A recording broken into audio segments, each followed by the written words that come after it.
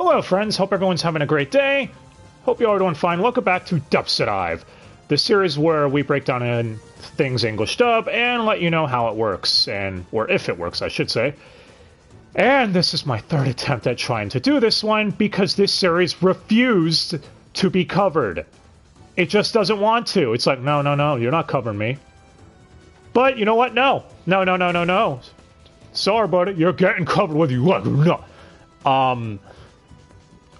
And what is today's topic? Well, you can tell by the title, but in case you can't read, today we are covering Chivalry of a Failed Knight, which is a request from the Otaku Paradise. Oh, dude, did I hurt you in a past life? Why would you do this to me? Alright, let's get down to this. So, first I should mention, if you like this show, you know my thoughts. It's alright, obviously. Everyone's entitled to their own opinion. I like things a lot of people hate. This time, I'm on the opposite spectrum, which wouldn't be the first time. A lot of people like quintessential quintuplets. For the life of me, I can't figure out why. This series is no exception to that either. Why? Well, I guess to explain my point of view, we've got to get into this. Chivalry of a Failed Knight, or The Heroic Tales of the Failure Knight, or Rakudai Kishi no Iyutan Cavalry. Why does it have so many names? It is a light novel series written by Riku Misora, the guy who did High School Prodigies Have It Easy in Another World. That series has its own fair share of issues. And illustrated by Juan, I don't know how to pronounce that. Anyways, light novels came out in 2013, with an anime coming out in 2015, airing the same time as the Asterisk War. Pay close attention to that, it's going to be on the test. No, but it will be relevant in a couple of minutes. The anime was produced by two studios, the first being Silverlink, the people behind Baka and Test, the misfit of Demon King Academy, and hey, they also did Death March to the Parallel World Rhapsody. I bring that up to remind you that Silverlink have also indeed made some shit. The other studio they worked with was Studio Nexus, the people behind Darwin's Game. That Battle Royale where the English dub stars Randy Orton. I'll explain that joke eventually. Anywho, Sentai would acquire distribution rights and put out the dub in 2017. They even gave the thing a premium edition. Yeah, Sentai went all out for this pile of whatever the hell you want to call it. So what is Chivalry of a Failed Knight all about? Well, you've seen the Asterisk War? Then you've seen Chivalry of a Failed Knight, even if you've never known it. Don't believe me. It follows a Gary Stu protagonist who's bland and basic, going to an academy for people who have superpowers to fight in tournament-like battles. In the first episode, he walks in on a pink-haired princess who is a tsundere in a state of undress, as she ends up coming to blows with him, where they end up fighting by the end of the first episode, where he inevitably wins, thus they form a pseudo-bond together, agreeing to help each other out throughout the tournament, and basically forming a thing from there. Oh yeah, should also mention it goes farther from that.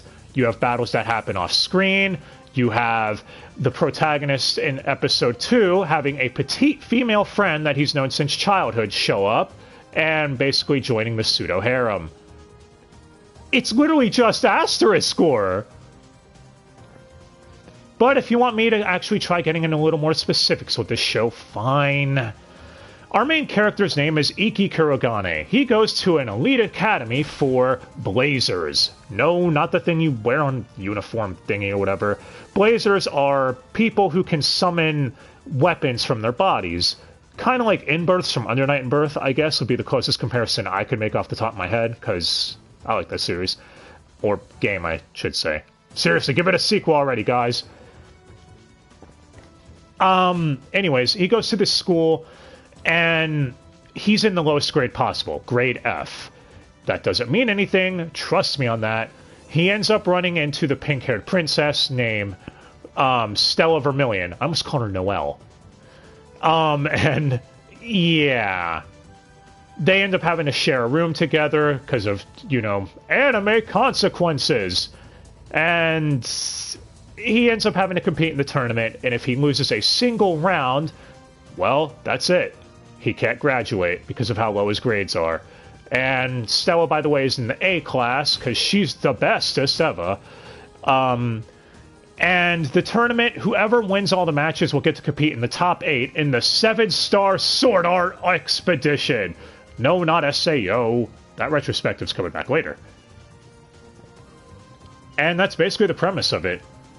There's a little more, which we'll get to when we get to the Dubster dive itself. You know, break down the dub. But, in short, I wasn't the biggest fan of this, because I feel like I literally just watched Asterisk War twice, just slightly different. It does some things better, but also does some things worse. So, first, we have the animation, which I heard is alright. The fighting choreography I heard is fine, and all that stuff. Can't judge that for myself, though, so that's on all of you to tell me. As far as the OST, very average. It's not going to knock your socks off, but it does its job. Now we get to the reason this is called Dubster Dive. First, the ADR director, Chris Harris. We've covered him here before. Like I said, as a voice actor, he is a legend. Best Frieza, and no one will ever top that. Rest in peace, man. As an ADR director, not so much. Go to Magical Warfare, or Welfare as we like to call it, for more information on that. But as far as dubs that he's directed go, this one did fare a bit better in my opinion. Not the greatest dub ever, but still passable. The script was handled by David Wald, and yeah, there's a lot of swearing in this, few F-bombs dropped, shit, dick, etc. But being as how this takes place in an academy setting, you know, a school or whatever, I think it works here. So, no real complaints about that.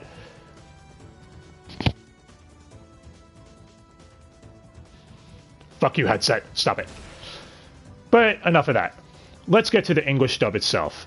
First, we have Ecchi, our protagonist, voiced by Clint Bickham, who we've covered here before, and I believe he is still one of the best Sentai voice actors there. He's Akihito from Beyond the Boundary, and Aldini Isami from Food Wars, the, you know, Italian sibling that's the irrelevant one in Food Wars. What? Can't get mad at me if it's the truth. The other one's the one that mattered way more to the plot in that series. He's also multiple people in Dramatical Murder. You know, now that there's an all-ages version of that game on Twitch, or on Steam, is it still on the Twitch ban list? Anyways, Ecchi is basic bitch protagonist.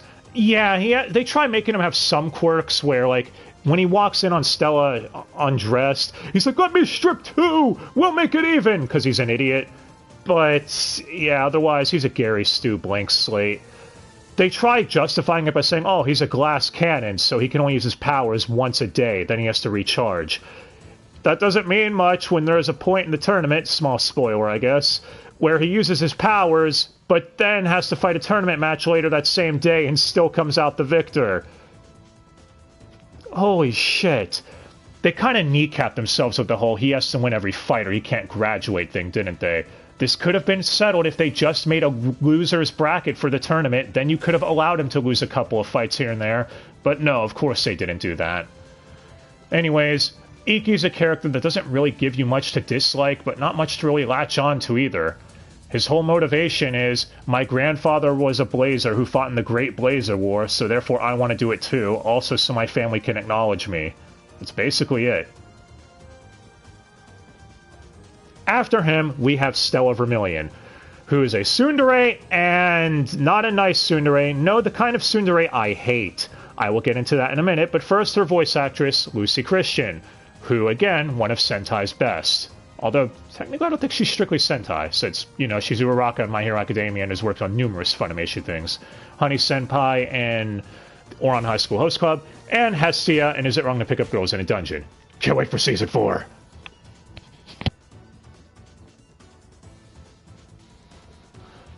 Afterwards, afterwards. What I was trying to say was, wanted to talk, she does a really good job as Stella, making her come across like the tsundere princess she is, you know. She talks down to people, etc. But the problem is, she's kind of an asshole. I'm gonna try sticking within the first few episodes, but, yeah. For example, When Ikki and her are forced to share a room together, she says, "You're not allowed to breathe through your nose. You might try breathing my aroma, you perv." And he's like, "Okay, well, what about my mouth?" "Nope, because then you'll just be breathing the same air as me with your mouth, you perv." Can you see why I might have not been very endeared to this character? Of course, you know she's tsundere, so eventually her and him get closer, and by Ep 3, she offers to wash his back with her breasts. And while she's doing it, he eventually turns around and is like, "Whoa, whoa, what's going on?" Because he thought it was her hands at first, because he's an idiot, but then he realizes, it's like, oh no, this stepped it up. She then beats the hell out of him because she says, "You saw me naked." What? And there's my personal favorite scene that made me think she's not just kind of an asshole, she's also brain damaged. There's a scene where she gets sick and, you know, basically gets a fever, and she says, "Oh, well, maybe it's because that one time you and I kissed. I'm morning sickness because, or I have morning sickness because your kiss got me pregnant." Do I even need to begin to explain what's wrong with that? Look, there are some characters who are naively cute, right? Like Nagisa from Clannad, ironically enough, voiced by Lucy Christian. And that, there, it's, you know, it's aw. But here it's just fucking stupid. That's on par with Dragon Ball Super Goku's stupid levels. So, yeah, there's other instances, too, of her acting like an asshole or an idiot. But I think you all get my point. I'll get to others later on in the spoiler section, I guess.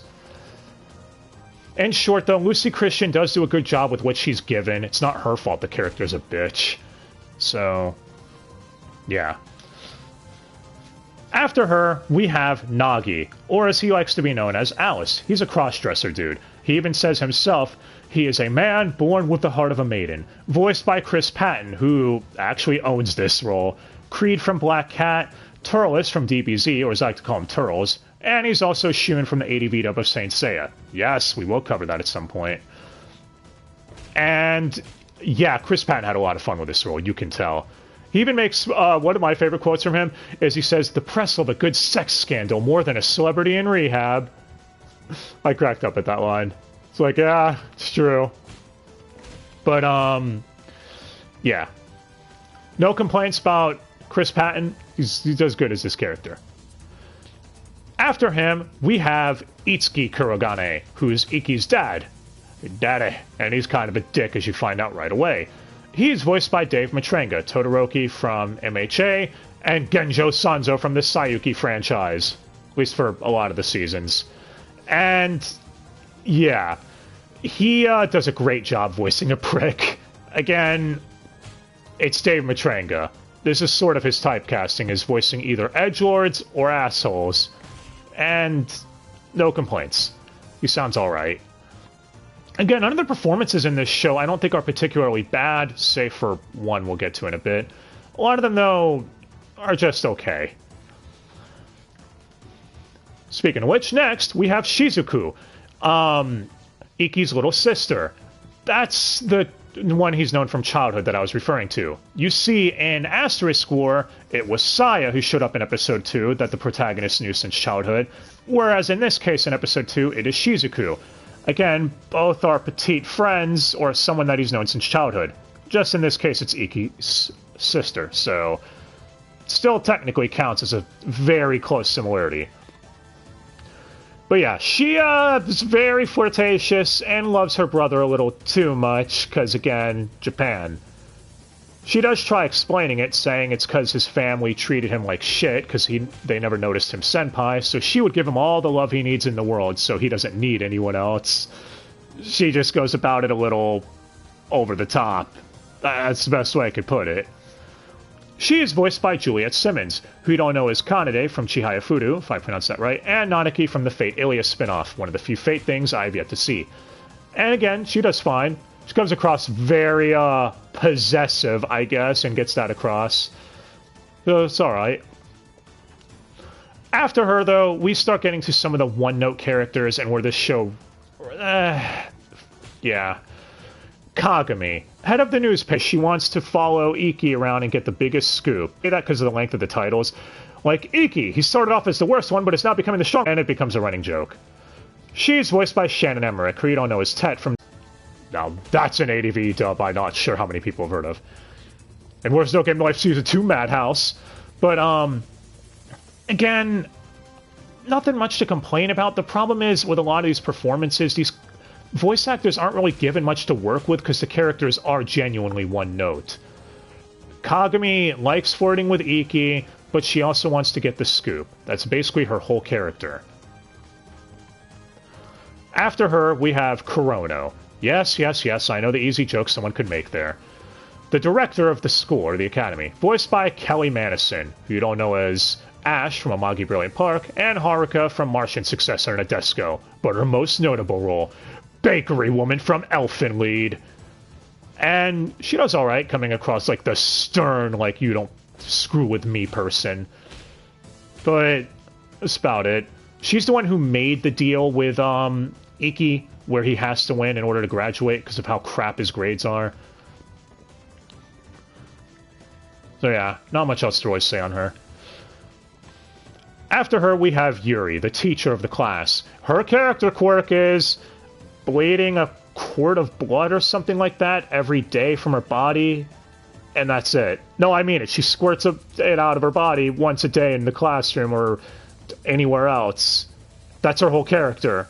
Nothing else relevant to her.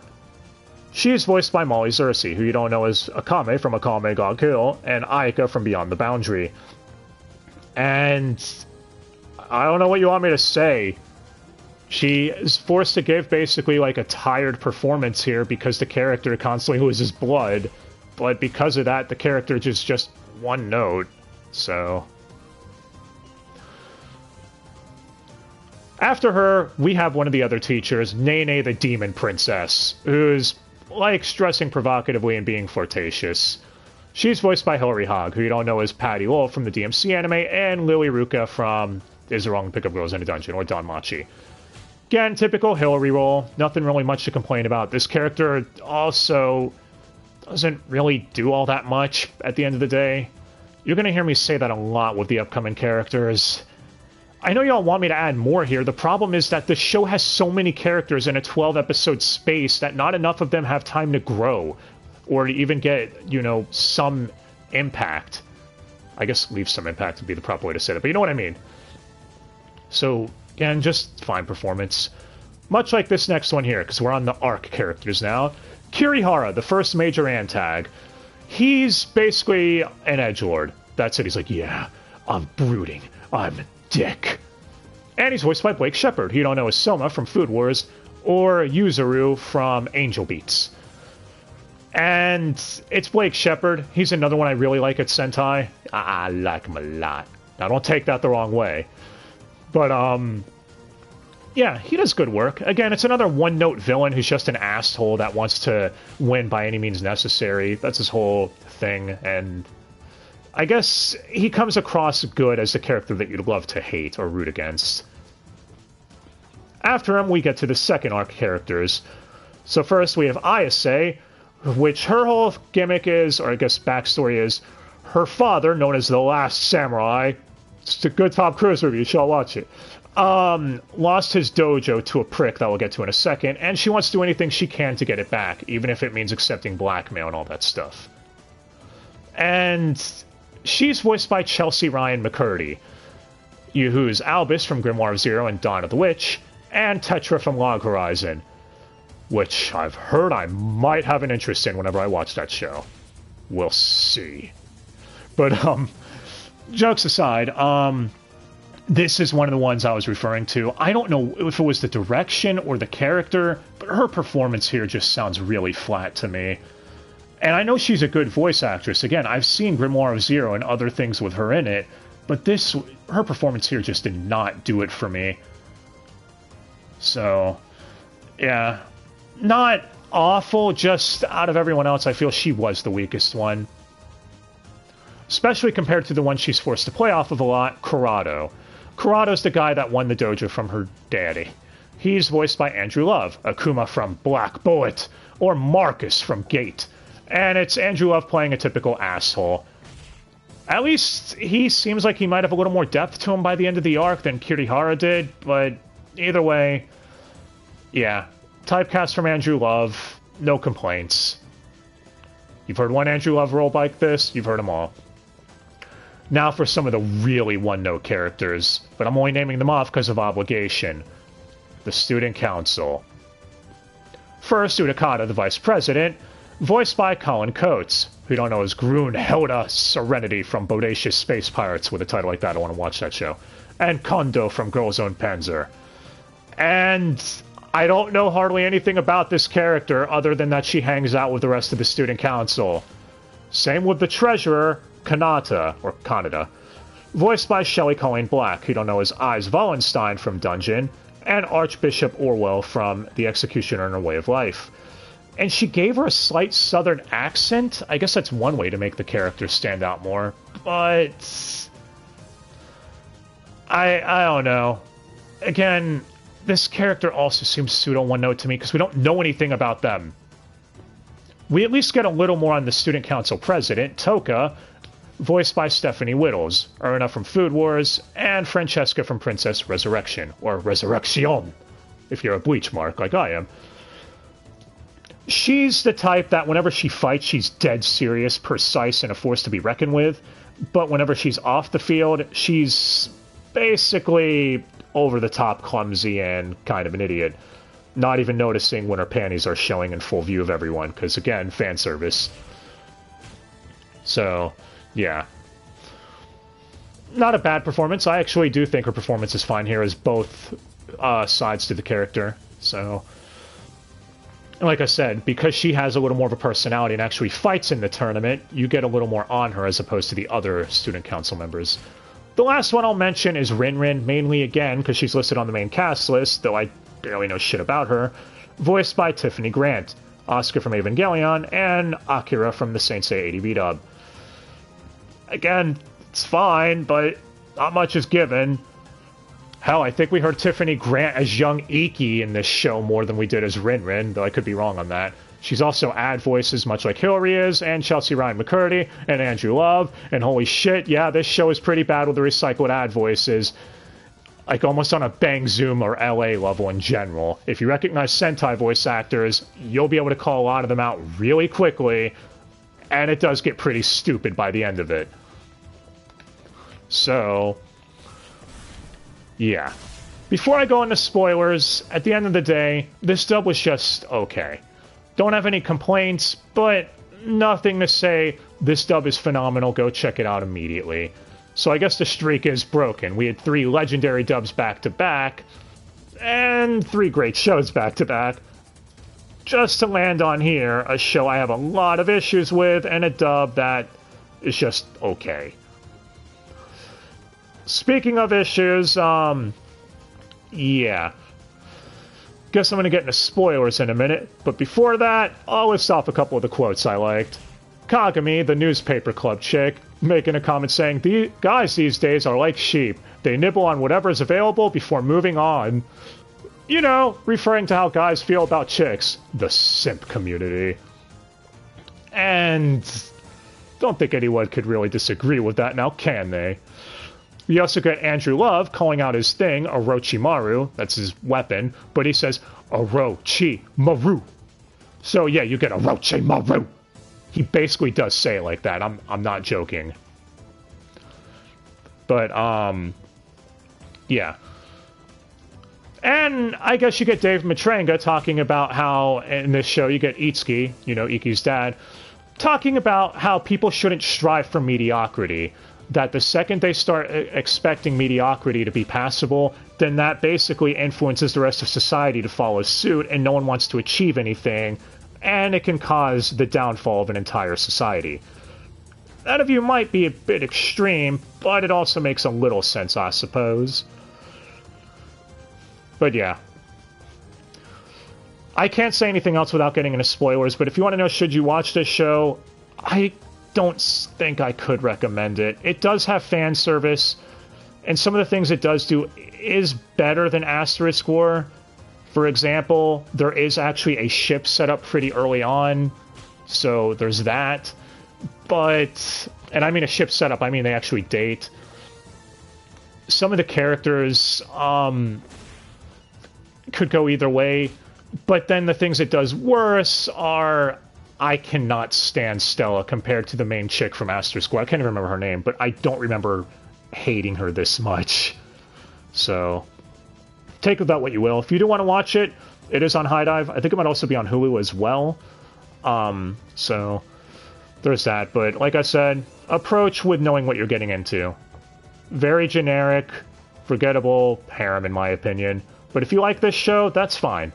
Again, leave a comment below and let me know what you like about it and why I'm an idiot and you hate me or something. And let me know who Best Girl is and why the answer is Shizuku. What, don't look at me like that. You'll hear me judging you for your Best Girl picks. And for those that like Stella, guys, I get it. She has nice tits and thighs, but you're not supposed to stick your dick in crazy, alright? Hasn't Amber Heard taught you all anything in the last few months? But alright. Getting in a spoiler section now, and we're not going to be here very long, so you've been warned. Okay. So, yeah. Couple of things. First, the final episode. I knew people were going to ask me to cover this. So at this point, Ecchi and Stella are dating, and I know people are going to bring up the point that makes this show different or better than a lot of other harems. Does it really change that much, though? Because before we get to the final episode, just setting the stage here, Shizuku is still hitting on Ecchi, Kagami, the newspaper chick, is still rubbing her tits all over him and wanting to hit on him.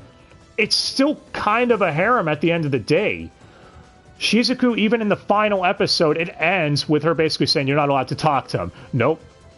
Basically confirming she still has some sort of interest in Ecchi and wanting to steal him away. Despite what she said earlier about just wanting him to be happy. Because again, we gotta maintain some form of haremacy. Haremacy? Is that a word?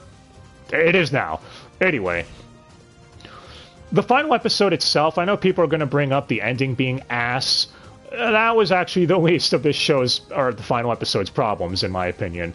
First, nitpick, but I'm gonna point it out. Those who know or have seen the show will understand that Ecchi was called the worst one until he started winning fights. Right? Then they started just calling him another one because he had an undefeated streak. And I mean, it was literally like Goldberg from WCW.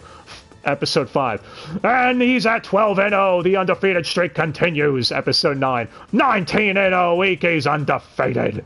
It really gave me Goldberg flashbacks in the dumbest way. Anyway, episode 12 rolls around, and they've been calling him another one for the last 6 episodes, which is why when he enters the ring, they go back to calling him the worst one? Did someone fuck up? Because, yeah, you could say that's a small oversight and fine.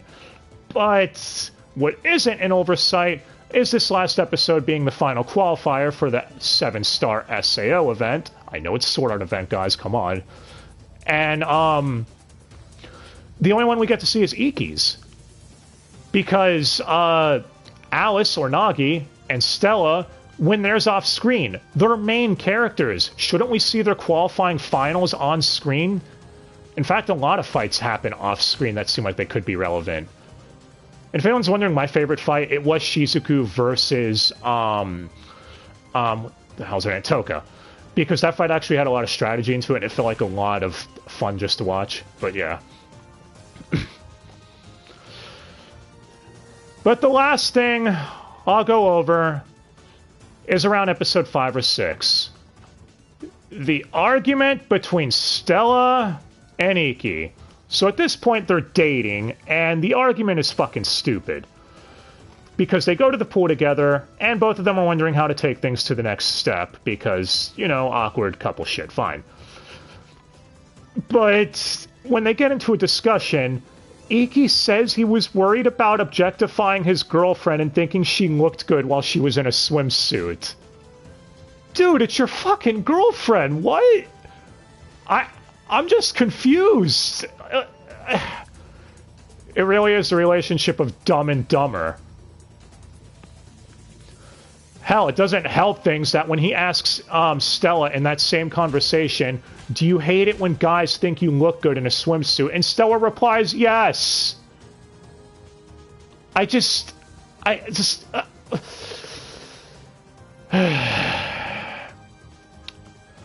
Going from there, this show also does use tropes, and again, people who've seen it know, where Stella's clothes get wet and she's forced to strip down, and her and Ecchi have to basically lie next to each other to either share body warmth and all that, because she has a fever and all that.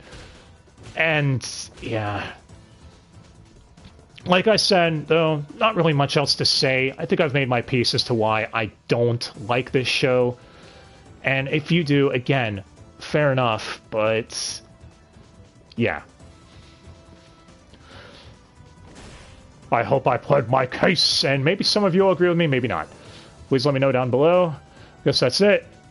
And thanks again to the Otaku Paradise for recommending this one to me, because I don't know if I would have ever watched it, and whether it's good or bad, I like all recommendations. I like experiencing shit I might not have originally.